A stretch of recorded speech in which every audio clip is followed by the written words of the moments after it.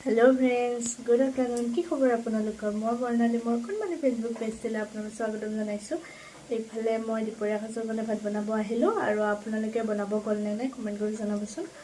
আৰু মইনো আজি বিশেষ কি বনাও আপোনালোকক দেখুৱাই আছো ৰব মই আধা আধি হৈয়ে গ'ল ভিডিও নবনাম বুলি ভাবিছিলো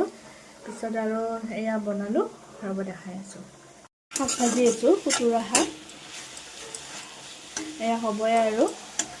আনফালে ইয়া মই কণী তৰকাৰী বনাই আছো এয়া আলু দি আলুখিনি ধুনীয়াকৈ বইল কৰি লৈছিলো এতিয়া মছলা দিকে ধুনীয়াকৈ ভাজি এতিয়া মই পানী দি দিলো এয়া মই হাঁহৰ কণী বনাম এয়া কণীখিনি ধুনীয়াকৈ ভাজি উলিয়াই থৈ দিছো এতিয়া মই আঞ্জাখিনি দি দিম এইফালে মাছবোৰ লৈছিলো এয়া শিঙি মাছ আলু দি বনাম এইখিনি মাছখিনি মই ধুনীয়াকৈ ধুই লওঁ তাৰপিছত দেখাই আছো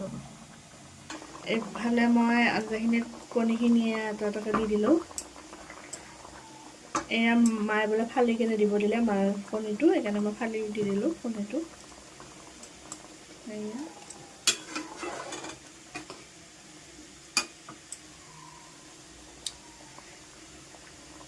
এতিয়া মই ধনিয়াৰ পাত অকমান দি দিছো